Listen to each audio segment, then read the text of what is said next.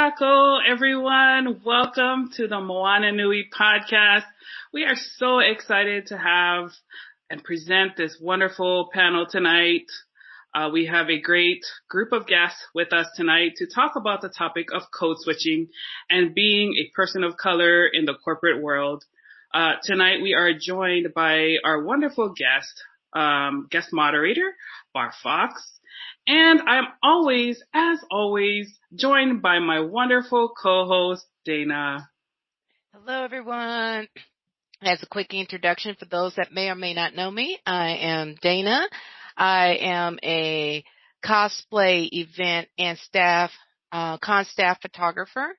You've seen some of my pictures with MomoCon, DragonCon, Anime Week in Atlanta, and DC Comics, to name a few.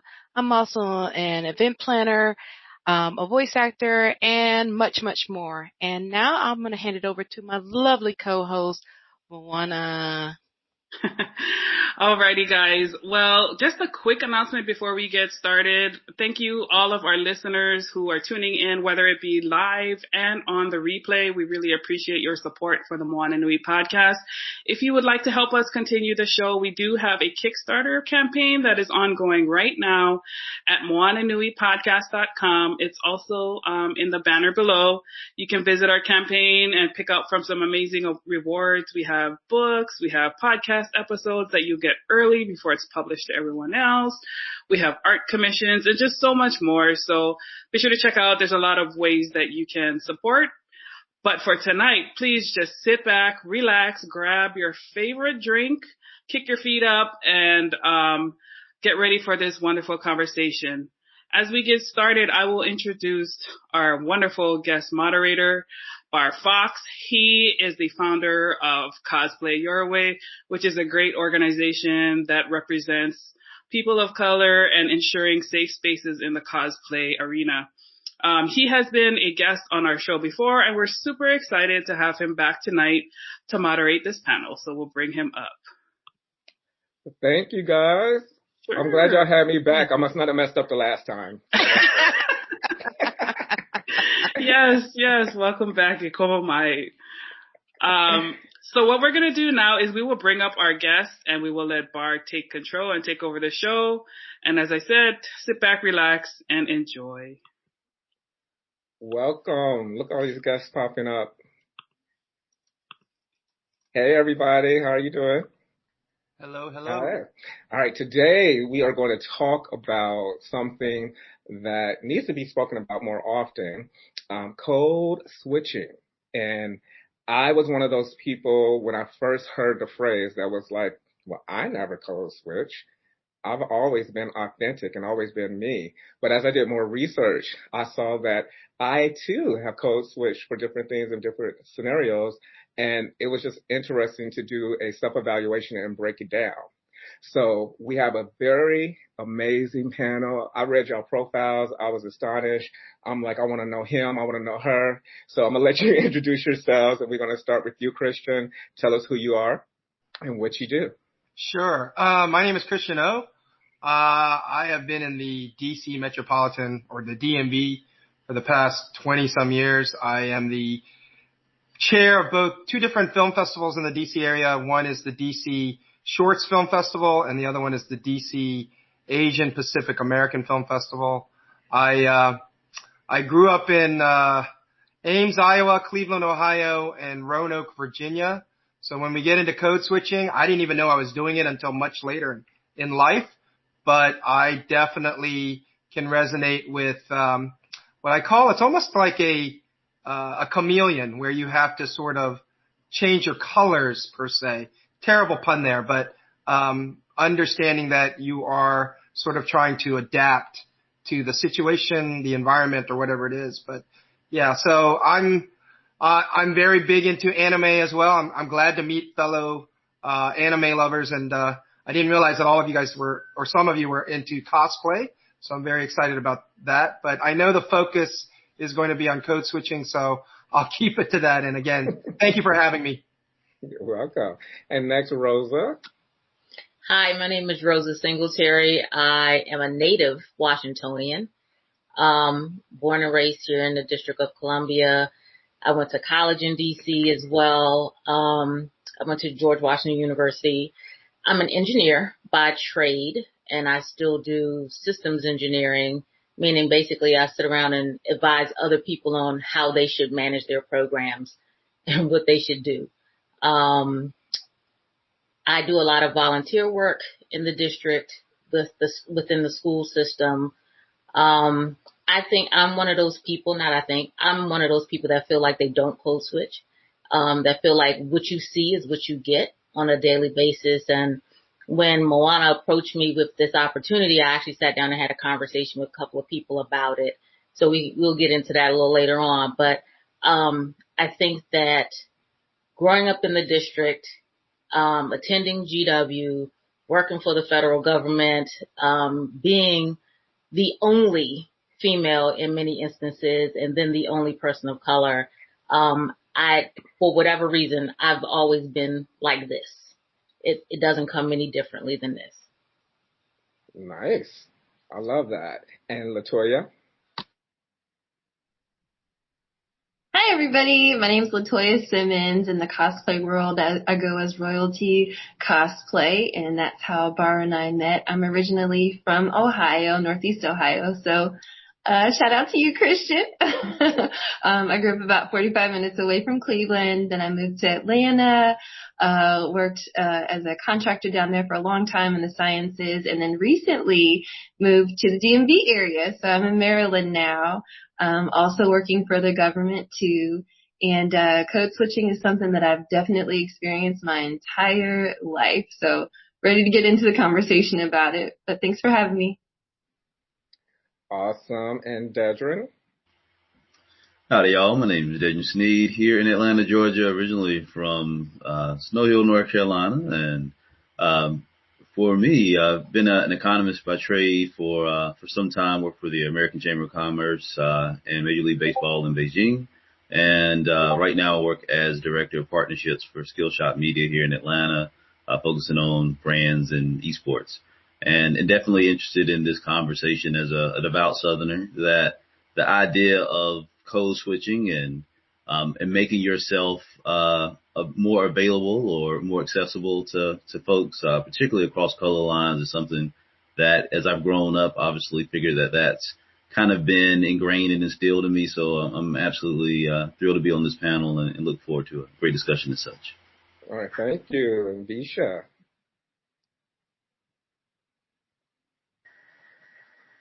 Hello, hi everyone. I am Visha Pawahi Souza.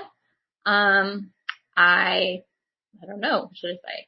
I'm formally, let me start with that. I formally worked with addiction medicine for 16 years. I no longer work with addiction medicine. I will be joining UBC Vancouver as a PhD candidate in the fall. My topics will be race, gender, sexuality, and social justice. So this topic, when Moana asked me to be part of it, was something that was right up my alley. I have lived in Kentucky majority of my life, so I probably sound super country. However, I am Kanaka Maole, which is Native Hawaiian and Portuguese. I'm originally from Kailua, Hawaii, and very, very proud to be Kanaka. Thanks for having me. Yes. I applaud you all. All right, we're about to get into this. So code switching is changing up social behaviors, language, and appearance to assimilate to the norms at large. So let's just jump right into it. Why do you think we code switch? Is it by choice, force, or survival? So let's start with you, LaToya. Chime in. What do you think code switching is for you or for other people around you? What is it about? Or why? For me, code switching has to do with all three things that you just mentioned. Survival, it is partly fitting in some cases it's a choice, and in some cases if you want to move ahead in certain arenas or you want to be accepted in certain groups, it's really not an option. It's sort of the norm or sort of the unspoken mandatory rule. But for code switching for me is In some cases, like sounding one way in one situation, whether it's around the people that you're comfortable with, like family or friends, and then also in another situation, such as a work environment or a professional environment, sounding or speaking or behaving, even body language wise, another way in order to be accepted and in order to try to move forward, whether it's conversations forward or your career forward. Okay. That's what it is to me, at least. That's what it is to you. Okay, so Rosa, Yeah. I love that you said you just don't code switch, but do you see it? Do you notice it when you are around people? Are you like, oh God, here comes somebody just switching up who they are? You don't even notice it? When other people do it? Yes, when other people do it. I think because a lot of my interactions with people are very compartmented in their space. So there are people at work, there are people in social environments, and they don't necessarily mix. So what I see let's say at work, because I have social interactions with people that I work with, right? So that is part of my normal daily rhythm that helps me in my place and with a level of authenticity. And I think the honesty that comes with it gets people a little more comfortable with who I am. So I from time to time see them do it. Yeah. I'll see where folks are just not like, we just had a conversation. Like, where is this voice coming from? Like, what are you doing? Or they'll just be like, oh, well, I can't talk like that around whomever. And I'm like, why? Like, we just had this whole conversation and watch me break it down for you, because this is what they're going to get from me. So I think, part of my journey has just been that I have been fortunate enough to be in places and in situations that have allowed me to be just me. Mm-hmm. And, when I meet people in social settings, I'm always like this, like how I'm talking to you all, how I'm always like this. So whether I'm always on or what it is, but it's not an exhausting thing. Right. So I heard code switching the first time when someone told me, oh, my daughter does this at school and she's so exhausted by the end of the day in these interactions. And I'm like, wow, that's sad. Like, what is really going on that she feels like she can't be who she really is? Like, you have to put all of this energy into being somebody that you're not. And I personally think that hinders some of these authentic relationships that could naturally happen, especially in the workplace. So we do have to make ourselves available in that sense that we're just authentic. And it's just, I've, like I said, I'm fortunate that I've been in just very, embracing places, even in the federal government, where people were just like, oh, that's Rosa. Here she is, And when people first meet me, they'll just be like, oh, here's trouble. And I was like, wait, y'all just met me. Like, I'm confused. How did I get to be trouble all like that? But it's just this air and this persona that I can't describe. It just comes with who I am. So that's, yeah. That's absolutely beautiful when you can just walk your walk and people allow you to do that and they agree with that, or if they don't agree with that, they leave you alone. It's just a wonderful thing. Right. And I'm not going to say that everybody agrees with it, right? So Some people love it and some people don't. So it's just a matter of how you operate in that space with the people that don't. And a lot of times it's because they feel a kind of way about me. Mm-hmm. So what I love about this panel is that we have some people that are really in corporate, and then we have a lot of creatives. And a lot of times, because I work in a creative field as well, so we kind of have a little leniency sometimes, but we also end up code switching or changing ourselves up as we rise higher in our careers or have to meet with executives depending on what we're doing. So Christian, my question for you is, do you or have you code switched, and when did you recognize that you were, and what situations caused you to code switch? That's a great question, but let me piggyback off of something that Rosa said, because first of all, I commend her and I'm jealous that she's been able to be her natural self. But here's the problem, and here's the issue. What is your natural self if it's a product of your environment? So let me give you a little bit of insight within my upbringing. my father brought us to Ames, Iowa. He did not speak any English, and he was the only Asian at a doctoral program at Iowa State University. So the only Asian in an all-white university, and let's face it, even they were trying to bring international students because they wanted the money, but more importantly, they're like, oh, we need to be diverse. So the first Asian student that they bring for their doctoral program is from South Korea. So my father got ridiculed. He got picked on by not just you would think graduate students would be a bit more, I would say, elevated, but they're not, because they see racial differences. And so he had a lot of bad experiences there. And so he, in turn, told me growing up, okay, Christian, you are not going to speak Korean in the house. You're going to learn perfect English because I don't want anyone ever to make fun of your accent. That was the code that he sort of forced on me. And that's not because I'm Asian, obviously, but that's not my code, right? My real code would be to be Asian. But he's like, no, I don't want you to I want you to talk with a perfect accent. I never want anyone to make fun of you. So we didn't make a better environment. We moved from Ames, Iowa to Cleveland, Ohio. And again, I was the only Asian kid in a class of 500 students. And then from there, and let's face it, predominantly African-American class, right? Very few whites. It was all black. Then I moved to Roanoke, Virginia. And that was when my formative years, my junior school and high school. And I had no Asian friends. It was either black kids on one side of the cafeteria, white kids on the other side of the cafeteria, and I had friends that were both. So my friend D. Houston, I still remember his name, and Duke Smith, a white guy, they never wanted to sit together. So when I came into lunch, it's like Duke would raise his hand like, come over here. D would be like, come over here. I was like, which way do I go today? And so my code was never unique. I had to either adapt to one side or the other. And I think, to answer your question, because I wanted to give you the background, but I've been not just in the nonprofit sector, that's my Superman, but my Clark Kent, I've been in the government for 15 years at the State Department. And then I got into IT. I worked for a cloud company.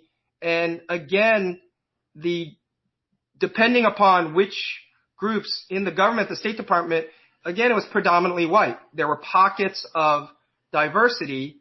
And because I had been raised both in a black environment and a white environment, I didn't know I was doing it, instinctively, but I was. And it was like, it became so comfortable for me to code switch. It just felt natural, because if I was with black employees, and I hate to use the term, but I would act more black. If I was with white employees, I would, change my cadence, my words to fit that, because it's how they perceive you, right? Because I'm Asian and there were no other Asians to hang out with. They perceive you one way or the other. And then when I got into, currently I'm a principal technical trainer, and I train people every day on IT stuff.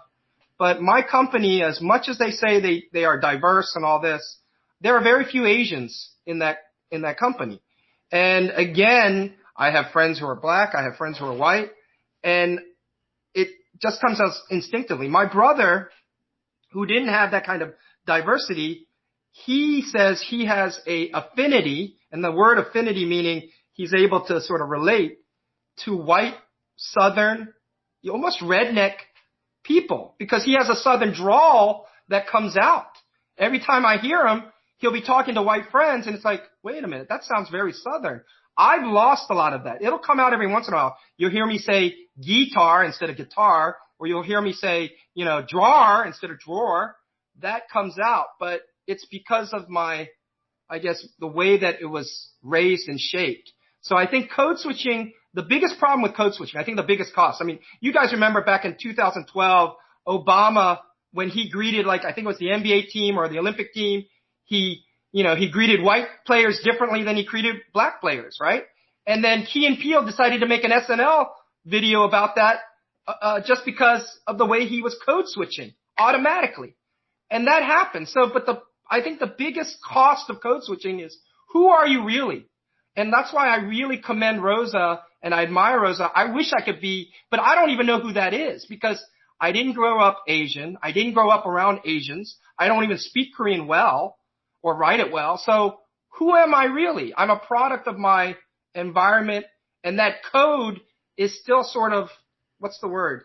Sort of superfluous. It's sort of fuzzy because it doesn't adhere to one code or the other. And I hope that makes sense. Yeah, that actually makes a lot of sense. And it segues into my next statement or question. And Visha, I'll ask you, do you think that code switching is a skill set and can be taught as such?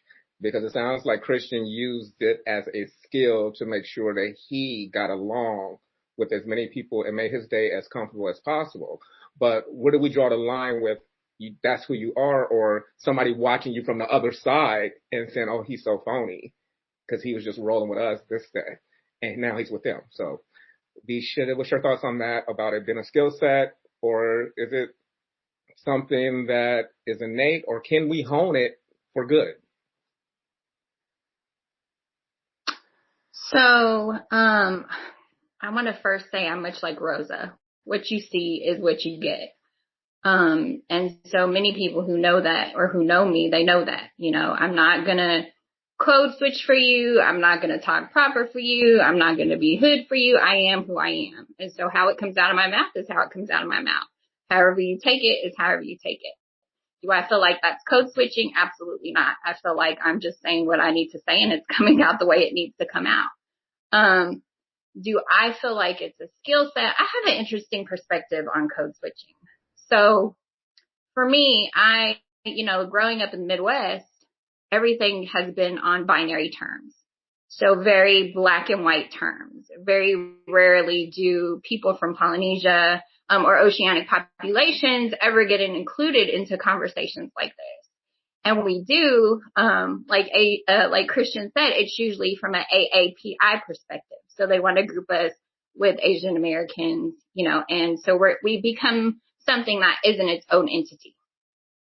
So as far as it like being a skill set, we got to think about like the evolution of what code switching has become.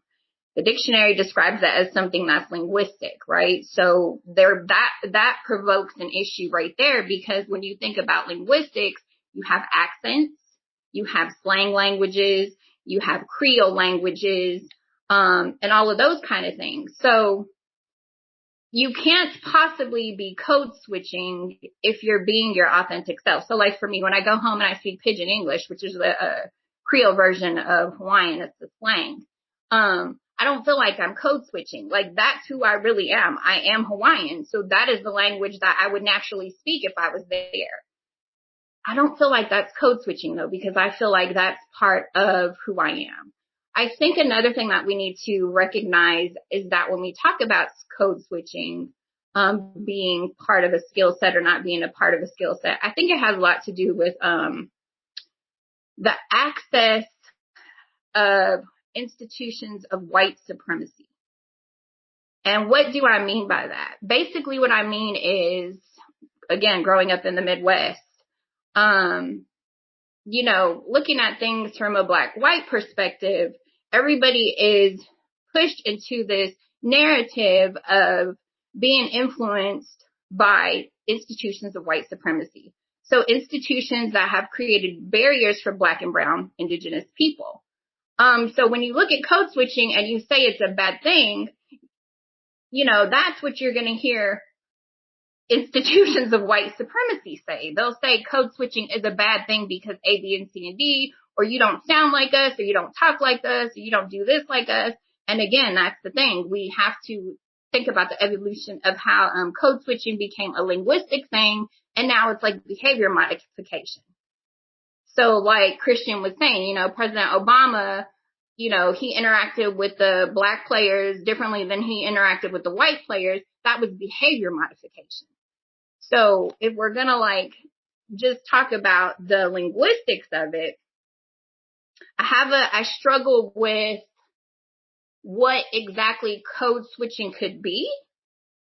because we've been taught by institutions of white supremacy that it's bad if we don't sound white, if that makes sense. So is it a skill set? I can't really say yes or no because I don't look at it from that perspective. I look at it from a perspective that's from the outside looking in on a narrative that has been pushed that I'm not a part of, if that makes sense. Okay. No, that makes sense. Go ahead. I have to jump in there for 1 second because for me, or not just for me, for other people that I've met that have to sort of walk that line or the fence between whether it be black and white, between being indigenous or even sexual orientation or anything, there is definitely language and there's definitely behavior but there's also culture. And I think culture, because I don't fit in with Koreans that I meet. Like I went to George Washington and I also went to George Mason. I've been to every school named George, by the way. Georgetown, George Washington, except for Georgia, which I want to go eventually someday. But my point is, I don't fit in with Koreans because they don't see me, whether it be behavior or language, as a part of their tribe, for lack of a better word. And then the other thing is, I feel like, I didn't know I was doing code switching until I heard the term in 2012. And I was like, wow, am I really doing this? And then it goes back to, how do I define myself? Again, I had so much identity issues growing up because I hated being Korean. Like my mom would pack kimchi and I would go to school with kimchi and the kids would be like, what the F is that? What are you eating? And I was just like, okay, I hate kimchi. So that made me hate kimchi when I was a kid. Obviously now, as I've grown up, I love kimchi. I love Korean food, but it changes your mentality. So that code is hard to define when you're younger because you want to fit in. You want to make friends. You don't want to be bullied. But then when you get into corporate world, and here's a perfect example. The Asian way of doing things when you have a problem is to attack the problem. I've seen it with, because I worked over in Korea for a little bit, and they don't give out participation trophies. That's a very white thing to do. That happened in the 90s. It's like, oh, good job, you participate. And they still do that in corporate culture where if there's let's say you delivered, and I don't want to make any specifics, but let's say you delivered a product or a class and it was terrible, right? It was so terrible. And yet everybody pats themselves on the back. I saw that in the government world. I saw that in the IT world. And yet I'm like, why did we lose 50% of our audience on day 2 of the training? How come they didn't come back? And me being politically correct and diplomatic, I would say, oh, they would ask me my opinion because that's what they do. And they go around patting each other on the back. And this is all white people. And I go, I think this was a discombobulated and very uncoordinated effort. Guess what? Later that week, I get a call from my boss, and who's white, and he goes, Christian, someone made a complaint about you for being disrespectful. And I'm like, disrespectful? For what? I didn't say anybody's name. I didn't even address the elephant in the room, which was the fact that we lost 50% of our audience. I just said the class was discombobulated and uncoordinated. But someone took offense to that. Someone said that is not the culture or the way that we behave, and it's all predominantly white. So I, as an Asian person thinking, oh, we need to address the problem, fix it, make it better, that's not what they want. So it really is. So what I'm saying is both Rosa and bottom line, there is definitely behavioral modification that happens more so than language. Sorry, I had to, put my 2 cents in. That's all right. Okay, Deidre, I have a question for you. Oh, go ahead. Somebody's about to say something. Go ahead, Bisha. Yeah, sorry. I was just going to say, but that goes back to my point of saying that it depends on how much access you have to institutions of white supremacy. You know what I mean? So, like, a lot of it is learned behavior. A lot of it is how you learn language. A lot of it is what you're being told and all of that. And that all comes from institutions, whether it be actual institutions or just societal norms that are understood, that are perpetuating whiteness, basically. So pretty much almost everything that you said was connected to that, institutions of white supremacy. Yeah. And I'm going to just have to jump in on that. Like, I'm the one in the room that will say what everybody else is thinking, and nobody wants to be the first person to say it. So I will give that not so popular feedback, and folks wait for it. They be like, okay, we know Rosa going to speak up and say something. So we all know it wasn't good, but nobody wants to say that. Like, it's like they're afraid of whomever, these repercussions, but for whatever reason, I wouldn't have gotten a call from the boss. Like, they wasn't going to say nothing to me. So it's just, in the environments that I've been in, it's just been wonderful, apparently, from my career perspective. Again, and I'm so glad for that. But in other parts of corporate America, that's not always the case. You're seen as a troublemaker, because I got an email from my boss's boss saying, Christian, that kind of behavior is dismissible. And I'm like, what behavior? What did I do that was so, horrendous to warrant that? Because they don't see you as a team player that way. And they're like, if you're not a team player and you're not going to be white about it, quote, white about it, then you're not going to be part of the team. So I'm just saying that's why I was answering Bar's question. It happens in corporate America all the time. Yeah, I was going to say, Rosa, I'm on your team. I'm that person in the room that says stuff and everybody wait for Bar to say it. What happens with me usually, though, because I'm considered an influencer at work, those first year, 2 years, they love it. But when I go against what they like or what they want, then I get titled a problem. I'm pushing people. I'm demotivated. So it just switches on me, and it's been like that. And I've been looking at myself trying to figure out what I need to do, because as I realized in the beginning of my career, I did code switch for some things. I didn't code switch my personality and my culture. So I still ended up being a target. But I want to ask you, Dedrin, I'm getting your name right, Dedrin. I want to ask you, because somebody asked the question, when you found out you did code switch, or you recognized that you were practicing code switching, did you stop or did you continue to do it because it was working for you?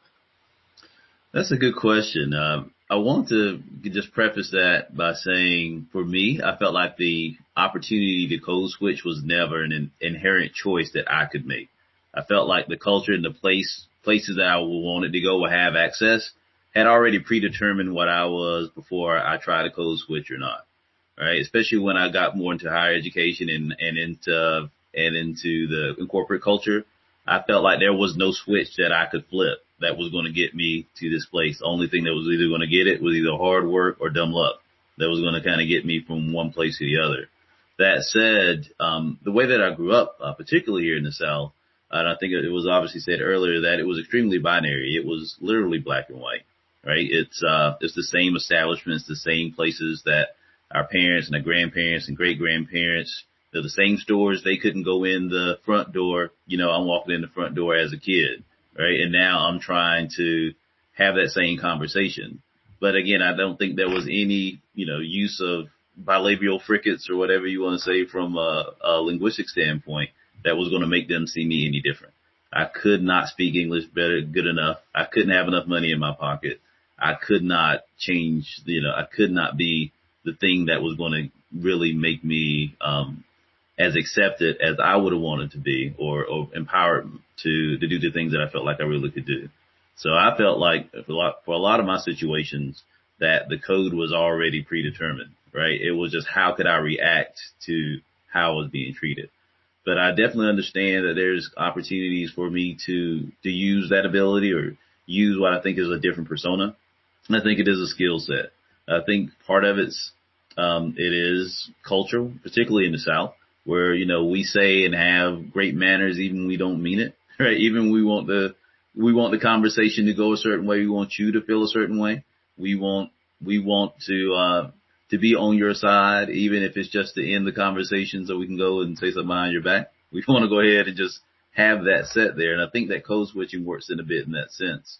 But to just get right back to the point of it is, I think for me, it's always been the opportunity that I've been who I've been, but it's definitely not from the empowerment standpoint of the ladies that speak to that. I think it's been because I couldn't change, right? The things that defined me were they were too prevalent. They spoke for me before I could speak. Particularly, looking at the things that I'm into, which is mainly geek culture, which is technology, things that culturally, when I was growing up, it defined you well past, being black or being white, being rich or being poor.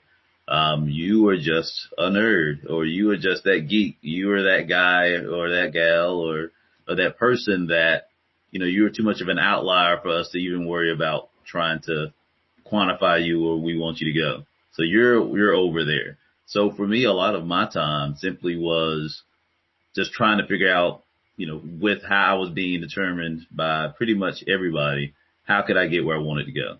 I mean, for me, that was education. That was more so embracing the things that people didn't like about me and turning them into my passions and saying, this is who I am. So I think I found the ability to more highlight those parts more than say there was a way that I could speak or engage with folks. Because just in honest sense, a lot of those folks I just never connected with. And I had to just take it. At the time, I didn't look at it this way, but I say that's just going to have to be your loss. But at that time, of course, as a teenager, you want to be accepted. You want somebody to, you don't want to be the butt of the joke. You don't want to be, you want to be on the other side. And there's a cost for that. I mean, and I think code switching is not necessarily a cost, but a lot of times it's price of admission. And it's just a way that it's been a survival tactic, particularly for people of color, specifically for where we are in America, because we know when we're talking about it, it was said again, the institutions that we're talking about code switching towards are normally, heteronormative, Eurocentric, male with money and means. So these are the things that we've just as Americans been taught as this is where you should be going. And if you're not going in that way, then you need to adjust yourself accordingly. And I think that that's not right. But I think that inherently, because we need money to survive, we need jobs, we need to go to good schools, and we know the institutions have been very specific to make that not accessible to folks, particularly folks of color and marginalized opportunities and voices, that we do code switch, whether that's active, passive, or indifferently. That's just kind of the way that we've been handed our opportunity to converse, frankly, in the face of oppression. Yeah, that's awesome. I love that you said that you didn't even get allowed to code switch because your look, your vibe, everything was defined for you. So you didn't even have the luxury of going in there because they wouldn't allow you. One thing I wanted to bring up, because again, I have lived, thankfully, a very authentic life, but the issue I did have that I wonder if some of you had was the hair. So when I was first trying to get into corporate America, I had all these different hairstyles. I was doing my thing, but, constantly told that I needed to look a certain way or my hair had to be a certain way to be accepted, to even go into interviews, to get the job.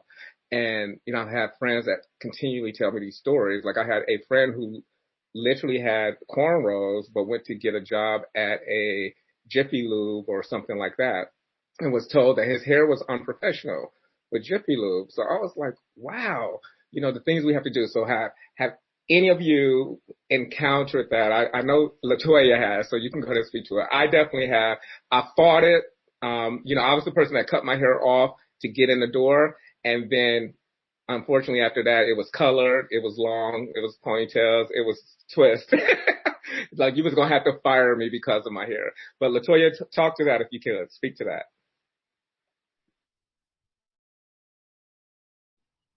Sorry. Yeah, I definitely have had that issue. One thing I wanted to mention is that I have a lot of things in common with so many people on the panel, which is kind of cool. So my grandmother was Native Hawaiian, God rest her soul. She passed away a few years ago. But I grew up in Northeast Ohio where everything was black and white. And so she and one other woman from Guam were the only women or people of Pacific Islander background. So they were the only Asians in our small community. And so for me, my family is super diverse. And so we like our skin colors and our hair types and textures it spans the gamut. I mean, from people who are Caucasian to those who look Caucasian to those who look like there's some sort of mixture like myself and to those who look predominantly African American or predominantly Hawaiian, right? And so in my world, in my little family world, everything was accepted no matter how I wore my hair, whether it was natural like it is now or straightened out like it is in the ad that we put up for this event. So it was really straight. But for me, I just as a young person, people would just always, especially growing up in Northeast Ohio and everything being black and white, but myself being a mixture of different cultures, people would just always gawk and stare and be like, "Oh, what is she mixed with? She looked black, but she looked like she mixed with something else. So her daddy must be white." And I'm like, "No, my dad's part Hawaiian." And yeah, but anyway. So I felt like I always had to deal with that. And even going to a private school, which was predominantly white, I did always have to deal with that, but I didn't mind. It wasn't until I got to the workforce that I started to mind, because people would treat me differently based on how my hair was for interviews. So I learned that if I'm going to an interview, and this is, I guess you can call this code switching with my hair. If I'm going to an interview and I'm going to be interviewed by someone who is of European descent or Caucasian, I should probably wear my hair straight, right? And I've actually ran experiments with a number of different interviews to see if I wear my hair straight versus if I wear my hair like this. It's interesting how the questions shift and change, how body language even towards me shifts and change. So it changes, and it's sad. And I'm like, man, this is really a thing. Like, I get more better or improved job opportunities when my hair is straight. And when I talk with more of a European or more of American dialect, right, when I speak that way. But then if my hair is like this, then it's like people don't take me seriously in terms of the interview. So definitely I've done what you've done, Bar, which is when I go to the interview and when I start many of the jobs that I've been in the past, which are more in the corporate and even federal realm, I straighten my hair, right? Which is so sad, but it's just like, I do that because I'm like, okay, let me show them that I can speak their language. And then after a couple weeks or so, I just wash my hair, and then this happens, and then they're like, "How did you do that to your hair?" And I'm like, "This is how I am naturally. Meet me. Regular me," right? And so, I even had a supervisor one time who had a problem with once my hair was like this, because he interviewed me when my hair was straight. And once my hair was curly like this, he actually, in front of a team, yeah, we were in a team meeting. This man said, "I wish you would put as much effort in your work as you do in all those curls you put in your hair every morning." And I said, "Sir, first of all, this is what happens when my hair gets wet. Okay? That's what happens. It's just water and some gel. Okay? Now the color, obviously, that's different, but the texture, this is my hair." He felt so stupid because he literally thought I got up every morning and put every curl in my hair. And then to follow up, I asked him, I was like, "Sir, with all due respect, can you provide me with some concrete examples of where I don't take my work as seriously as my hair? I'm just interested to hear." Face got all red, y'all. But yes, so I definitely typically do that. And if I don't straighten my hair, I'll wear it back. If it's still curly like this, I'll wear it back in a tight bun so they can't really tell. Because sometimes women don't like the length of my hair. I find that to be a thing too, or how it looks or whatever. So yeah. Anyway, that's my answer. Yeah. So how did you address this blatant bias in the workplace when your manager or whomever called you out in a meeting? What did you do? Oh, that's basically what I just shared with you all. That's exactly how the conversation went. So I addressed it head on, yes. But speaking the language, my advice would have also been to go to HR. Okay, so this is the thing. In certain situations, HR is not helpful. In that particular situation, I was a contractor in a federal environment. And as a contractor, some people may or may not know, as a contractor, we don't have the same protection as a federal employee would be for HR. Now that I am a federal employee, I feel more comfortable going to HR, but I've definitely gotten blackballed and had some issues for doing the same thing that you're welcomed for doing as a contractor, right? For speaking my mind, for standing up for myself, as Christian had mentioned. Some of those same things are viewed as aggressive and negative and me not being a team player. So as a contractor, I had to navigate very carefully, based on some of the things that happened to me, especially with comments regarding my hair, any kind of, oh, sorry, did I freeze? You did. And it was getting sorry. good. It was getting good too. I was all into it. Sorry. But yeah, so I had to. I am very interested in maybe, when we're done, just to understand which federal places you have worked at in the past, because I've been a federal staffer and a contractor. So I know that my customer now, they have the same protections for contractors as they do for their staff officers. Wow. So, the whole premise that, folks can be treated one way or the other because they're staff or they're a contractor, where I work, at least, does not fit. Like, where I worked at, that was not a thing. And you have to understand too that that you don't understand, but I want the audience to understand too, that every federal agency is not centered in the DMV area where there's a certain culture here, right? There are federal agencies outside, and they develop outside of this geographic region, they develop their own cultures internally. And so what goes at your agency may not necessarily be true at another, right? So we could talk about that offline to more specifics and details. But yes, I did not feel safe as a federal contractor to be able to defend myself in that moment because of trouble I had gotten into. My experience has been right here in the Washington metropolitan area. That I have been very fortunate. And you have been blessed, because that has not been my experience. So I haven't worked anywhere else. I haven't lived anywhere else. Also, I do want to say, in terms of the people, in terms of the young lady who mentioned that she lives in Kentucky, I actually had the pleasure of living in Kentucky for 8 months and working there also as a contractor. And so even in that environment, in order for me to be in a leadership role that I was placed in by the governor, I did feel the need to code switch, just to be able to show people I can speak your language. Yes, we can work together to solve outbreaks, for example. So I think Christian has had his hand up for a minute. I just wanted to add, I've worked both in D.C. at the Department of State main building, and then I've worked in Roslyn, Virginia, and I also worked in Goldbug, Kentucky, if you know where that is. It's right near the home of Kentucky Fried Chicken. I worked there, and you're right. I had to switch. And it was inherent. The meaning is like, I didn't think about switching. It did it naturally. And the other thing is, being in the State Department for 15 years as a contractor, when your branch chief will protect you and defend you to a point, but then when he starts getting ready to retire, his powers tend to dwindle, and you don't get that protection anymore. So I ended up getting our contract, unfortunately, bellied up after 15 years. And so I was out of a job and I was miserable for a year because I had a specialized skill set specific for the State Department. Now, state governments, I've worked with them before. That's a little different. County governments, local city governments, all different. But yeah, no government agency is the same way. And so, Rosa, again, I envy you and I applaud you. I do. So.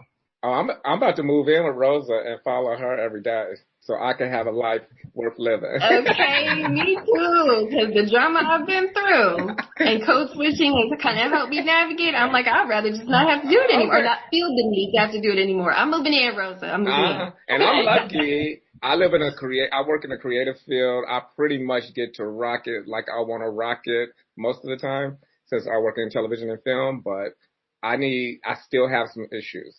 I do have a question. So for those of us that have code switch, or that potentially, take our friend to the Christmas party or an event at work, and we inadvertently or subconsciously tell them, well, not even subconsciously, we tell them they need to act a certain way or be, when you come, do this or don't do this, thinking we're just giving them a leg up.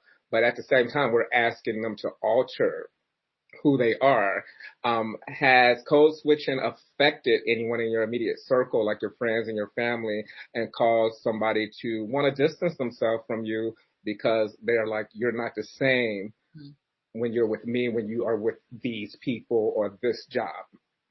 So I had that, well, I didn't personally have the experience. My daughter did. I have a 17-year-old and she has a friend from middle school. And I was like, hey, how come you don't talk to this person anymore? And she was like, he's fake. I said, what do you mean? What's going on? She was like, he acts all different when he's around other people and it's just fake. He's not even like that, blah, blah, blah, blah, blah. So the children see it. And what I would say for young people, and it was not in different, it was in different cultural environments. So all of the children with whom he was communicating were all Black, but some were from the hood, maybe, and then others were of a more proper, they had a different upbringing. So he chose to change his vernacular and how he navigated in those two different spaces instead of just being that one right, being, because you want to be accepted. And I think that's what I heard from at least three of you all, that it was about growing up in this level of acceptance that you had to figure out how to navigate in these different spaces versus being able to show up even in your formative years as who you are and being able to fit in, whatever that means for you. I've been fortunate with my children. They don't care. And part of it's because their mama don't care. Like, you don't have to be my friend. Like, we not, I was the group. I was my whole group. Like, I had 6 friends in high school that I'm still friends with to this day. And I could care less about anybody else. And my daughter was the same way. It was this group of people just follow her around like little ducklings. And I was like, those are your folks. And she was like, I don't know why they're talking to me. I don't know why, whatever, and my son would isolate himself from whatever. He played sports. He did whatever. He had football friends. He had baseball friends. He had swimming friends. He had track friends. But at the end of the day, he really didn't care. He fit in his own space where he wanted to be. And it's just a lovely thing to see with them that they can just be whoever they are. My son is a soon to be 21-year-old who loves anime. How many Black boys that love anime in DC? Right? So, he just has this There's a whole lot of them in Atlanta. Well, I said, I know. So he just developed this love and is not ashamed of it. He would walk around with like a Captain America backpack. He had a Yogi, a Pokemon backpack, and just him, right? In high school. Like, and he's just like, oh, this is just me. I just do what I want. I'm just comfortable in my skin and in my space. And I think for our young people, because I saw a question about what would we tell our young people, you have to be comfortable with who you are. And if we're not raising our children to be comfortable with who they are, then they're going to go through these things growing up, trying to fit in and figure out where they're supposed to be and who they're supposed to be with. But you just have to be comfortable in your skin. That's true. Visha, go ahead, Christian. I didn't mean to interrupt Visha, but Rosa, I totally agree with you. I think for me, now that I've reached a major age milestone, I am comfortable with who I am. You get what you get. And, if I subconsciously am code switching, that's because as any animal or anything that's instinctive, you just do it because, it's not like I think about it and then do it. It just comes out. It's like learning a dance move. It's like learning, how to navigate. So I don't have any kids, but I have a lot of niece and nephews, and many of them are biracial. I have a niece and nephew who's quarter black, quarter white, half Korean. So she's got to figure out her identity, which is even tougher compared to what I experienced. So I'm hoping she's able to be genuine and understand that being genuine is all that matters. Be yourself. One other thing that I want to just piggyback off of LaToya, what I had back growing up, okay, you guys didn't see my hair, but my hair, I used to have very kinked hair because I was one of the Asian guys that had very curly hair. And I always had a hard time trying to make it straight. And even I tried to pay my mom, say, Mom, can you please take me to a place that can straighten my hair? And then I had my black friends tell me, oh, you can go down to this barber. They'll use, lye and stuff and they'll straighten it right out for you. And I'm like, what? Okay.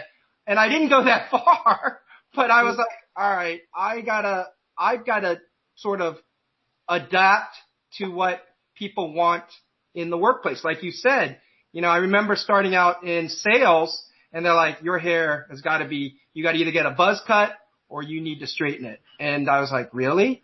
Why? It's like, it's not professional looking was the biggest terminology that they would always say to me. So I just wanted to let you know I had a harder time as well. And then when I grew my hair out and I had a mullet, so again, this is going to date me, in Southern Virginia, that was acceptable amongst the white establishments that I worked at, which is so crazy. So again, I understand the trials and tribulations with managing hair. So sorry, Vidusha, I didn't mean to interrupt.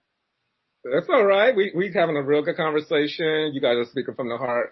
What I want to ask Visha, though, is because you just have such a strong presence, and I love it, just even looking on the screen. And I can see you would be someone that you come in a room, I'll say, she has something to say, let me listen, let me follow her. Since you walk to the beat of your own drum and you advocate for so many people, as we stated before, because as Rosa said, as a mentor or somebody that's living life, what would you recommend for people who are thinking about trying to navigate their life and considering code switching or not code switching, because you don't do it? So were you born this way? Did something happen for you to say, I'm not going to be that person? What would be your advice or your guidelines for people that want to hold on to their individuality and navigate this world, especially if a price tag or promotion or some type of growth opportunity is in front of them if they do assimilate? So what I would tell somebody is kind of what Rosa said, right? So to just be yourself. But at the end of the day, how anybody, whether they're corporate, because I done taught cash money to corporate several times, administrators and everything, and I wish they would. But that's it, right? So you have to know your worth.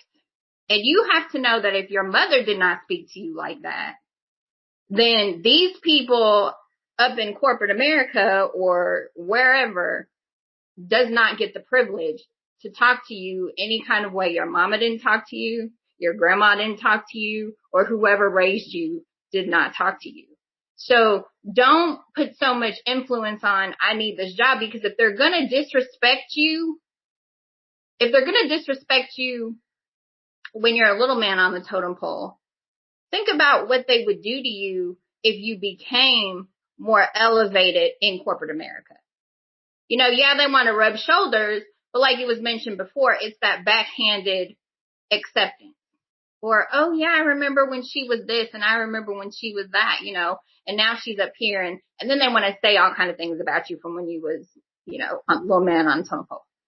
But yeah, I mean, like, that's my thing. It's just, you can't let people talk to you any kind of way, and just to be yourself. But to give a little context about things, my father was military. So my parents are Hawaiian, Portuguese. My father's Portuguese. My mother's Hawaiian, Okinawan.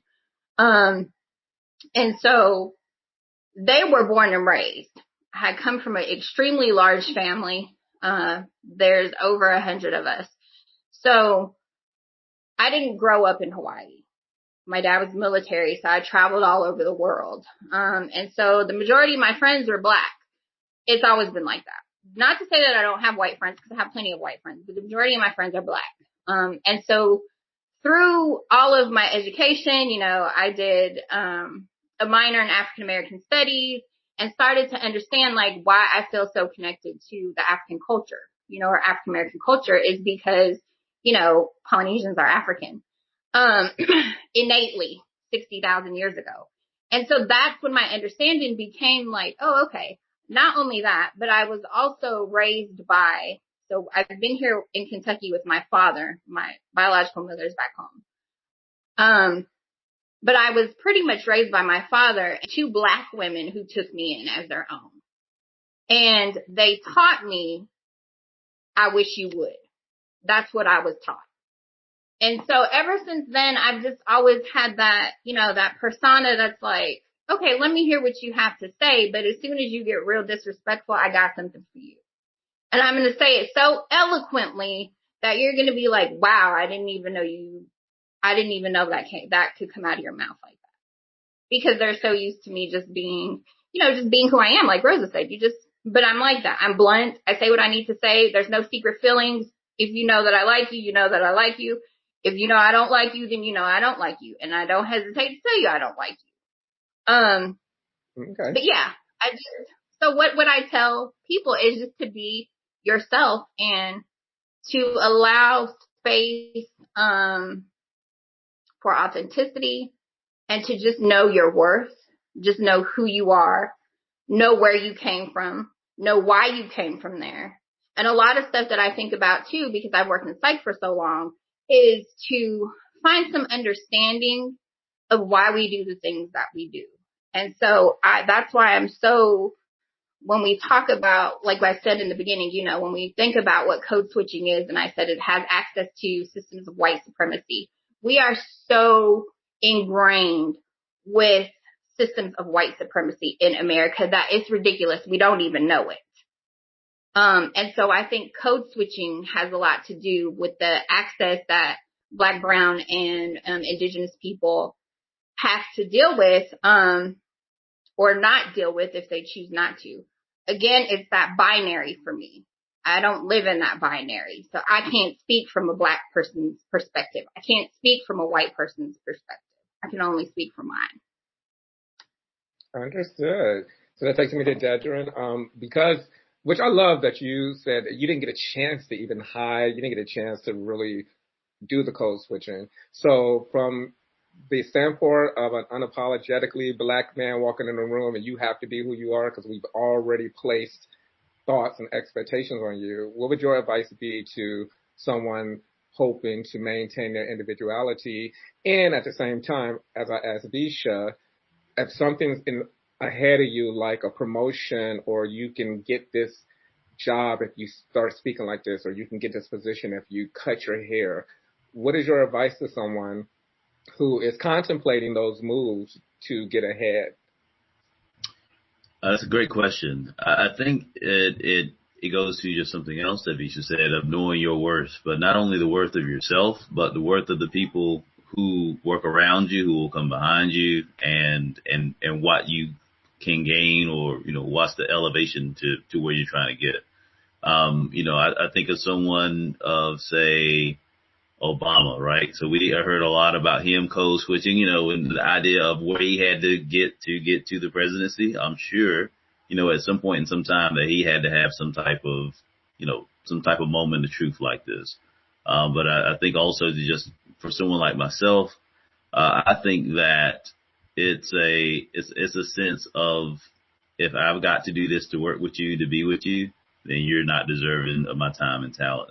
And it's something that we have to have some type of accord. We have to have some type of conversation, or I have to find something else to do. And I've been there. I mean, in my corporate life, that there was to a point, you get to a point of stratification where, especially as, just frankly speaking, as a Black man, or as any person that is trying to work in corporate America, you're probably going to be one of, right? You're going to find yourself that you're the one. And a lot of times you're reminded that you're the one, no matter if it says vice president, if it says president, it says COO, you're going to be reminded that you're the one. And whenever it's any type of initiative, any type of program, any type of process, they point at you and say, see, there's our one. And I've had mentors that have made that choice and have told me that's what it is, right? There's a cost to get to this other side. Then it's something that whether or not you can sleep with that at night, some people can sleep with a pile of money and some success and some nice cars, and that's what they want. But but some people need a good night's sleep, and I need a good night's sleep. And my thing is, again, all corporate structure is not like that, but it's the idea that a majority of it is. And for you to give of yourself, you should be giving value through your authenticity and to who you are from your culture and your perspective. That should be seen as an asset, not as a liability. So if you're going to a place that you're going to put your time, especially from a corporate standpoint, because that's the whole benefit of a corporate opportunity, right? Is you're trading your time for a fixed item at the end of that time. You put in 30 years for that gold watch, right? That's how I was born, and that's how I was raised to that. But when I seen all these people do all these things, they still don't get their gold watch, right? They'll 28 years in, they'll cut you right on off, and you'll be gone. You'll get your part, and you have to ask yourself, was it worth it? And I feel like that's the part I see a lot of empowerment, particularly in younger people now, that already come up and, come to corporate with this understanding and this interpretation of this is who I am. And I think that corporate America is realizing to retain talent, to grow and develop, and at the end of the day, make money, that they have to break down this idea of that we have to have something be corporate, right? I remember these same things about doctors that had tattoos, right? It seemed like that was something when I was vaguely contemplating medical school, and there was no way I was going to do it. But the idea of people saying like they had to cover their sleeves and things to go to class, and this idea of like that doesn't in no way, shape, or form affect your ability to to perform. Like if you were on your deathbed, you wouldn't say, give me the doctor with no tattoos, right? You say, give me the best doctor, right? You wouldn't ask these other points, these other questions. But we see in a corporate standpoint, it's just so ingrained and so ingratiated that there's this standard. There's this unwritten contract or agreement that if you talk to me this way, you act this way, you dress this way, then you're going to get something for it. And it's just a ruse at the end of the day. We all know it is, but it's the idea that we want to know what's behind door number 2. And it's the idea of watch the valuation of turning that doorknob. And for me, as best as I can. And again, my thing is if it's good for me, it's got to be great for somebody else. And if it's not great for me and my people and the folks that I want to represent, then it's just a no thank you. And just have to find something else. All right, very well said. You brought up a point that I wanted to get to next. I've talked to a few people who actively code switch. We're just going to go ahead and give it a tag, and they're so taxed. They're so tired. And the point that you brought up about coming home and being able to sleep and be at peace and coming home and it's a sanctuary is a very important point, because what they are losing and the price they're paying to try to assimilate is really causing them harm, making them sick, making them angry, or mistreat the people in their lives that really matter as they continually try to be this other person for these other people, for the peanut gallery. So, I wanted to know, do you guys know someone like that?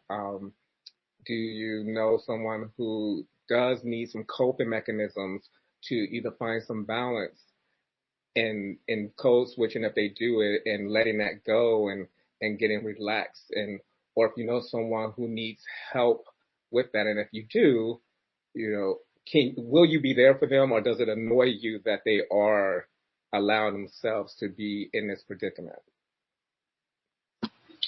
I think I'm always there for people to help them cope in their spaces. Like I said, an associate of mine was telling me about her daughter. So it's like all I can do is offer my advice, right? I'm not in that space with her, and understanding what her mom is telling her at home. Like, what are you telling her to help her deal with the fact that she feels like she has to be somebody that she's not in order to fit in at school. And then for adults in the workplace, I definitely advocate for my coworkers. Like that's just how it is. My thing is if one person can't get away with doing something, then nobody can get away with doing that same thing. And that's just how I approach a lot of things in life. Like, we all have to be treated equally. We all have to be treated fairly. And you call those things out when they occur. So, I've had to learn over the years how to temper how I call things out, right? So it's the thing of, I can pencil whip you to death. I can send an email that'll make you cry. You'd be like, Rosa cussed at me. No, I didn't. Didn't even raise my voice. But it's the way that you get your point across that people understand you're not to be played with. You're not going to play with me. You're not going to play with people on my team. This is what we're not going to accept or deal with. So with people have to be open to wanting to do something different. And it's all about people feeling comfortable and not afraid that if they speak up, that some sort of retaliation is going to happen. Because whether it happens to us in the workplace when we deal in black and white, it happens any place when you're dealing with any people at all, right? So folks do it to each other within their own cultures. They do it across color lines. So, I think the whole thing with code switching is not authentic to black and white and brown and all. It's just authentic to people trying to survive in the different spaces that they're put in. So I am definitely open and available to help folks navigate their spaces and to be as comfortable as possible. I don't think anybody should come home at the end of the day and just be exhausted from interacting with folks unless they're just truly introverts, right? So some people that are introverts that just, it sucks their energy to deal with people, period. But to say, oh, I just couldn't be me, I'm tired of dealing with these folks, it's that, you should never come home feeling like that. Awesome. Like with me, after doing this research and after really diving down into what code switching is and the many embodiments of code switching, I'm going to be a little bit more sensitive and not as knee-jerk going forward. Because some people I would be at work like, F what they talking about. They fake as hell. I ain't thinking about them. They just switch it up. I didn't call it code switching back then. I was just like, they just switching it up. They just kiss it. So, but now, I understand it's a struggle. It's a struggle for people. And Christian, I love your story because you're like, I'm Korean, but I was raised with all these other cultures and not even my own. So there's no need for me to come in and be like, oh, forget Christian. He faking the funk. But I know we're wrapping up. I don't want Moana and Jenny to get us. Oh, Chris, you want to say one last thing before we wrap up? One last thing. The problem, and you're in film and video industry as well. We've seen code switching thrown at us. If you want some examples, Will Smith, Prince of Bel-Air, the Huxtables, you've seen code switching. Even Asians have done that too in a lot of the television shows. I remember one movie, this is going to date me, but do you guys remember a movie called The Last Dragon with Taimak and Shonuff? Again, some people call it cultural appropriation because it was Bruce Leroy trying to be more Asian, but again, there are these lines that I think over time, because I'm a movie guy and I'm a film guy, I feel like we've been thrown code switching at us. What is acceptable? What's the other one? Family Matters, is there other code switching stereotypes that we need to be or embrace? And that's what can be problematic for me when you see these things in film, video, TV, right? And then kids learn that. Sometimes kids sort of appropriate it or feel connected to that. And that's a bad message sometimes. And that can be dangerous. So again, I don't want to go into that rabbit hole about cultural appropriation, but I will say that we see code switching happening on television and movies and stuff. So I'll leave it at that. Thank you. I mean, that's a good point. But we want to let everybody know where they can find you before we wrap up because we went a little bit over our time, but I didn't want to stop because you guys was dropping knowledge and science and I'm learning and y'all teaching and I'm feeling all good. So I had to get shut down by Moana and Dana. So we'll start with you, Visha. Where can they find you? How can they stay in contact or how can they follow your greatness? My Twitter handle is just what my name is here without the V. So it's Pawahisuza at twitter.com, I guess. And then my Facebook is a little bit more private, but you can find me at Pauahi Souza on Facebook as well. Awesome. And Dedra? Thank you for having me. Pleasure, y'all. Thank you so much. For me, you can find me just on Facebook as Dedra Sneed and follow my work at Subsume Media, at Subsume Life. And I appreciate it again. Thank you all so much. Ooh, that voice, everybody. Follow that voice, too. All right, LaToya. Sorry, I keep having problems with my mute button. But yes, Dedra, the voice is everything. I did remember seeing some comments come up talking about your voice too in the chat. But you all, if anybody wants to follow me, you can follow me at Royalty Cosplay. That's all one word on Instagram, and that's really where I put all my cosplay and nerd stuff. So that's it. All right, awesome. And my spiritual sister, Rosa. I'm on Facebook at Rosa Ayers Singletary, though my social media is more private. I just do stuff about my kids and updates and stuff like that at this point. But if someone wants to hit me up or DM me, they can. And on Instagram, I'm at Raising Scholar Athletes. So that's me. And Moana always knows how to get into contact with me as well if someone really wants to get in contact with me. Awesome. Christian? I am not a Snapchat or TikTok person, but I am on Twitter and Instagram. I don't know if you guys remember, we used to spell Christmas Xmas. So my Twitter and Instagram are XIAN. So Christian, get it? OH. So you can find it on Twitter and Instagram.